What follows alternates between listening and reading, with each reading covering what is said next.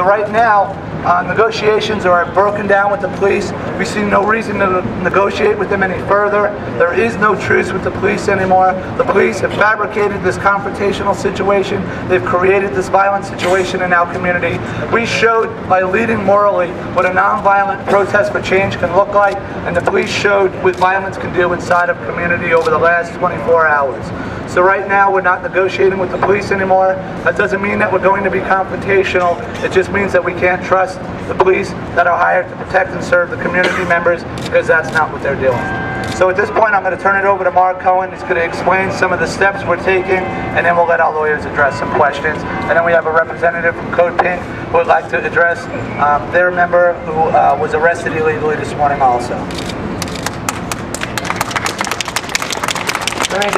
Let me just add a few things to what Glenn has said. The people who were arrested last night were never given any opportunity to disperse. They were charged with violating a legal order, but they were not given a legal order. The people who were held on the sidewalk were detained illegally with no explanation for over an hour. As a result of this violation of people's civil liberties, we are talking to the attorneys about suing the city of Denver.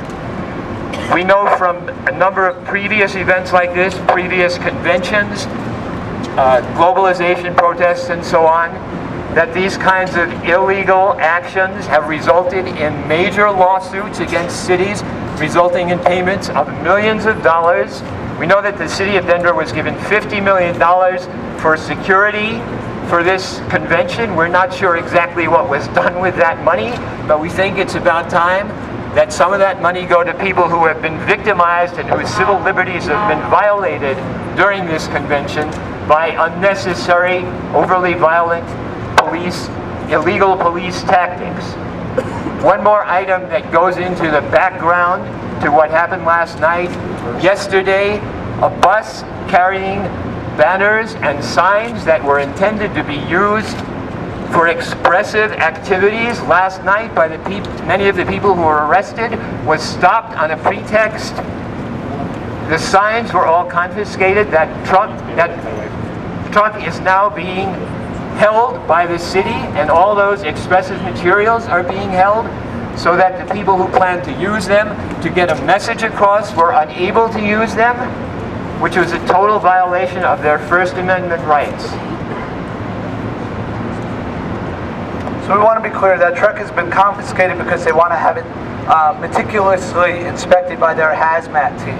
The only hazardous thing in there is messages against this state, and apparently that's what they consider hazardous materials. We also want to be clear that we warned the city numerous times throughout negotiations leading into this that this type of behavior would lead to a lawsuit. New York has lost a $2 million lawsuit just recently. Boston has lost a $1 million lawsuit. And it looks like the city of Denver thinks that that's the cost of doing business. That's a line item in their $50 million security budget. So yes, we are seeking $50 million to go back to the community. We're going to be considering filing that lawsuit, and I guess Denver is going to be just the next name on a long list of cities who keeps continuing to lose these lawsuits.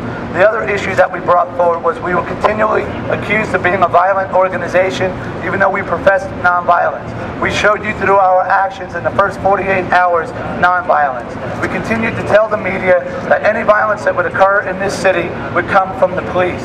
Apparently the media didn't believe us. We're hoping that you believe us now, because what happened was exactly what we told you was going to occur. So at this point I'm going to turn it over to Brian Vicente. He's one of the lawyers with the People's Law Collective that can talk about the legal situation.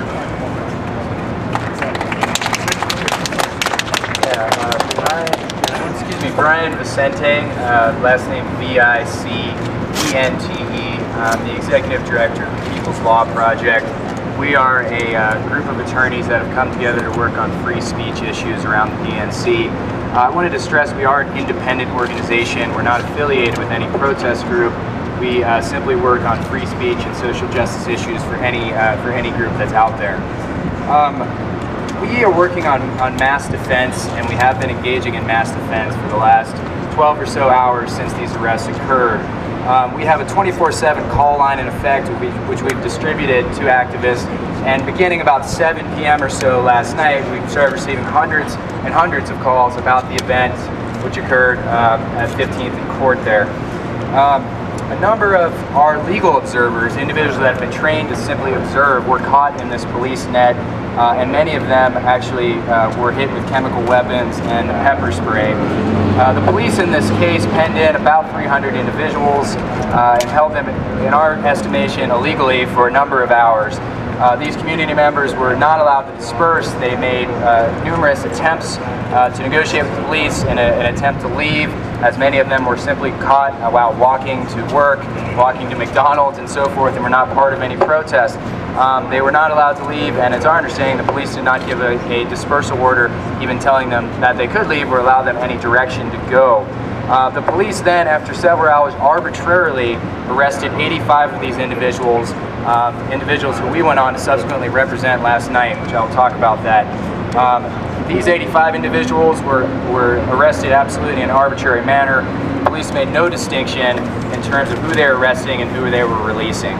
The People's Law Project then attempted to visit a number of these detainees at 38th and Steele, the temporary processing center. We were denied access to visit with the people that were arrested. That's a violation of Colorado law. We then, a group of 8 of our attorneys, including myself, came to the courthouse at 1 a.m. We then proceeded to do bond and arraignment hearings and advisements for individuals that were arrested until about 10 a.m. this morning. After speaking with and representing many of the individuals that were caught in this police net, it's safe to say that many of them were simple bystanders who were simply caught up. I personally represented a number of young Denver natives, some of whom lived just blocks from here. One young man who was simply caught walking to McDonald's when he was caught up in this net. This young man, along with at least half of the 85 arrestees, pleaded not guilty to these charges. Make no mistake, these sort of mass arrests are a violation of free speech rights and the right to free assembly. The fact that these hearings, these bond and arraignment hearings, were held between 1 a.m. and 9 a.m., I believe was an intentional tactic by the city to make sure that these people were arrested and did not have legal representation. Thankfully, the People's Law Project put on a pot of coffee, came down here and represented those individuals for those bond hearings. It's our belief that by trying to push these people, trying to push these arrestees through the system in the middle of the night, they're trying to deny them access to lawyers so they would simply plead guilty and not fight these fallacious charges. In terms of the actual procedure that went on last night, anyone who was arrested was offered the exact same plea deal, which I think shows that the police really had no particular case on anyone. And that plea deal was that the individuals would plead guilty last night, preferably without an attorney present, although we did have attorneys there. And then they would be given about a $150 fine and a 5-day suspended jail sentence and 6 months unsupervised probation. That means if any of these individuals were to get caught in a police arrest in the next 6 months, perhaps out demonstrating again, then they would go to jail for a mandatory 5 days. We believe that that plea negotiation offer in and of itself was an attempt to keep people off the streets and keep them from expressing their free speech rights.